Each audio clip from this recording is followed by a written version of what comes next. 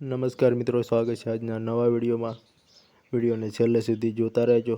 Channel પર નવા હોય તો ચેનલને સબસ્ક્રાઈબ કરવાનું ભૂલતા નહીં। આજે આપણે વાત કરવાની છે દાંતીવાડા ડેમ વિશે, સીપુ ડેમ વિશે અને મુકેશ્વર ડેમ વિશે। વાત કરવામાં આવે તો દાંતીવાડા ડેમને લઈને ખૂબ જ મોટા અપડેટ આવી રહ્યા છે।